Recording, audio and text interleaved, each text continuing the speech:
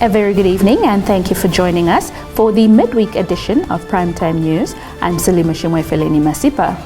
Leading tonight's bulletin, President Dr. Hage Geingob has described the late Jane Kachavivi as instrumental in the development of language and the preservation of Namibian literature. Shalva Wells compiled our lead story.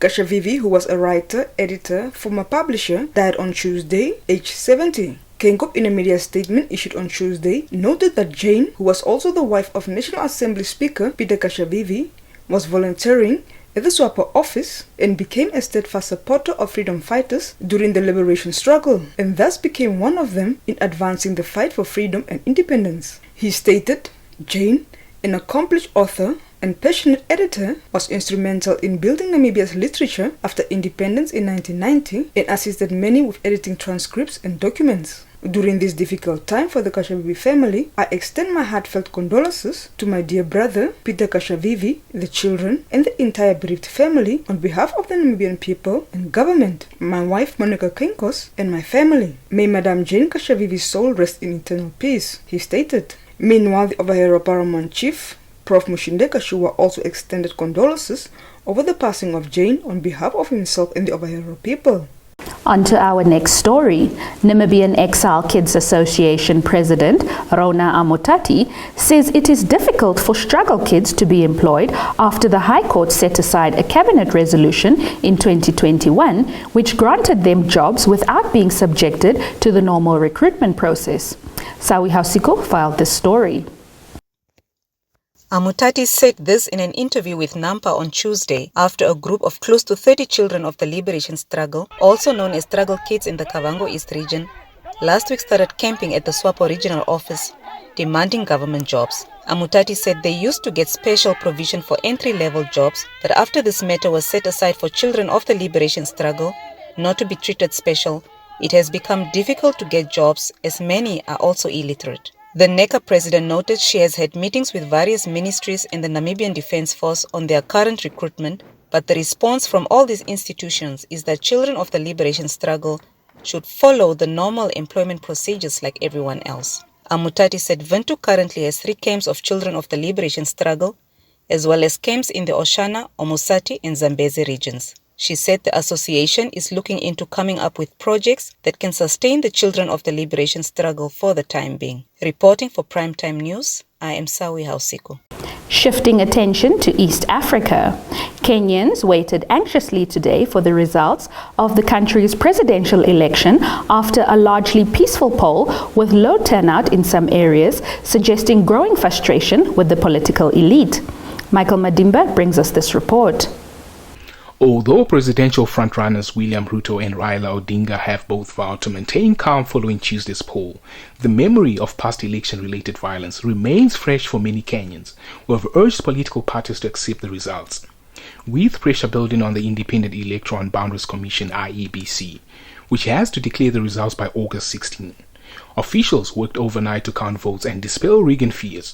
IEBC Chairman Wafula Chebukati, in a late-night briefing, called for quote, patience among Kenyans as we undertake this rigorous exercise, and also endeavor to complete this exercise as soon as possible, unquote. The IEBC said by 4 p.m., 10 hours after polling began, turnout was at just over 56% of the 22 million registered voters. Comparable figures for the August 2017 election were not immediately available, but overall turnout reached 78% in that vote. Moving on, U.S. health authorities on Tuesday authorized a new procedure for injecting the monkeypox vaccine that should make it possible to inoculate more people with the same amount of the drug at a time when doses are running short in the country. The Food and Drug Administration also authorized giving the vaccine to people under the age of 18 who are considered to be at high risk of infection. For those over 18, health workers will now be able to administer the vaccine differently via an intradermal injection that is between the upper layers of the skin and not with a deeper subcutaneous injection. The Food and Drug Administration said in a statement, the new method will increase the total number of doses available for use by up to 5-fold. 2 injections, 4 weeks apart, will still be necessary. The Food and Drug Administration said it was drawing on data from a 2015 clinical trial that showed a similar immune response in people given a subcutaneous injection compared to those given a fifth of the dose via an intradermal shot. At present, some 620,000 doses of the vaccine manufactured by Bavarian Nordic and marketed under the name Genius in the United States have been distributed across the country. The United States has registered nearly 9,000 cases of monkeypox, a fifth of them in New York State. The vast majority of cases involve men who have had sex with men. When we return, National Housing Enterprise calls for Windhoek informal residents to register for affordable houses.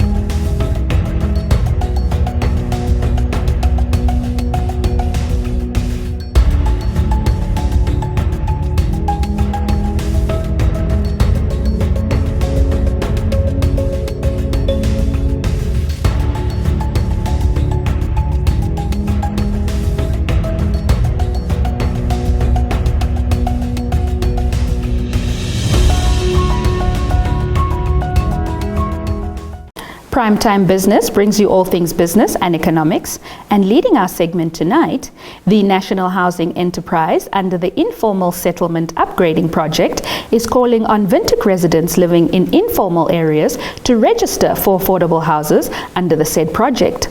Michael Madimba brings us this report. NHE on their social media post noted the project is the brainchild of the Urban and Rural Development Minister Erastus Sutuni in conjunction with the seat of Windhoek, NHE, and the Commerce Regional Council.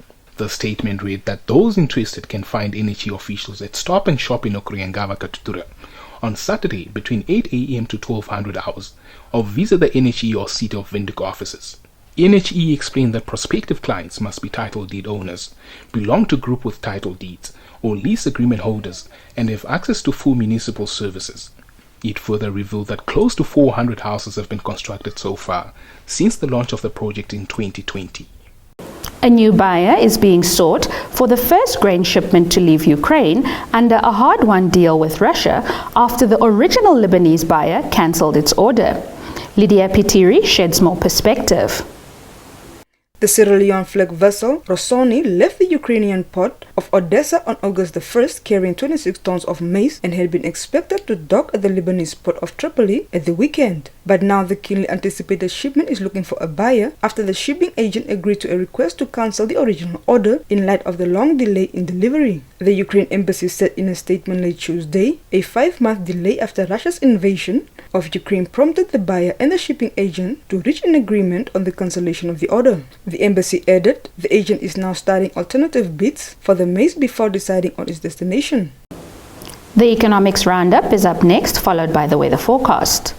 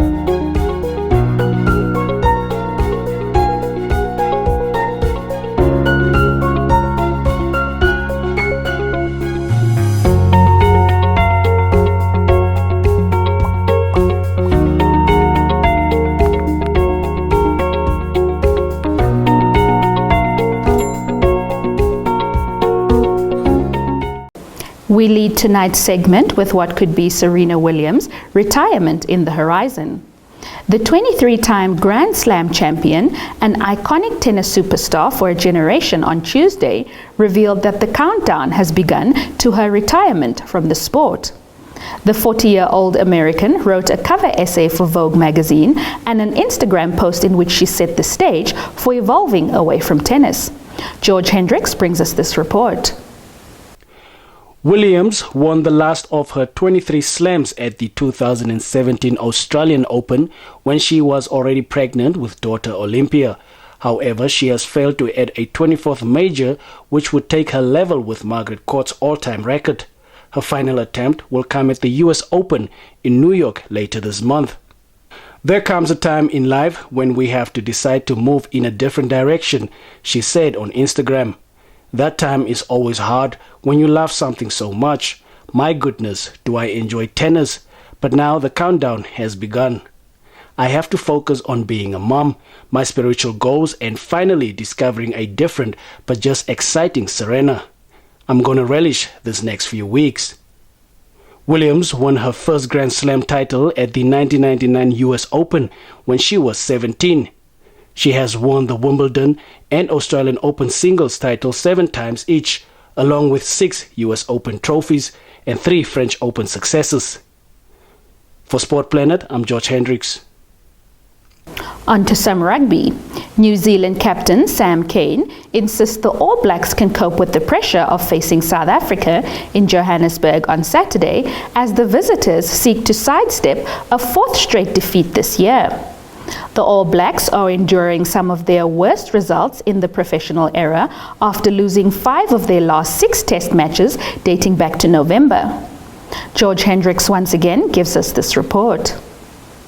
Following defeats to Ireland and France on their European tour, New Zealand lost 2 of their 3 home tests against the Irish in July and were beaten 26-10 away by world champion South Africa last weekend in Mbombela. The horror run means there is a strong chance head coach Ian Foster could be replaced if the All Blacks suffer a 4th straight defeat this weekend. Yet Cane says the All Blacks can cope with the high-pressure stakes despite the odds being against New Zealand to pull off an upset win at Ellis Park. For Sport Planet, I'm George Hendricks. Stand by for your sports roundup.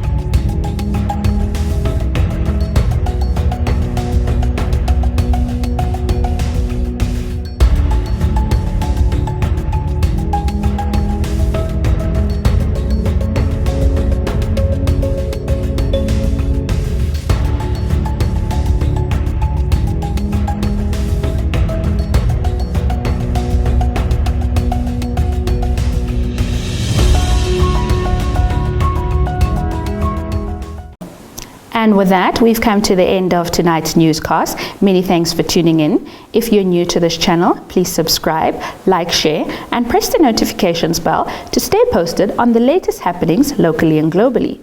Do catch us again tomorrow for yet another informative edition of Primetime News.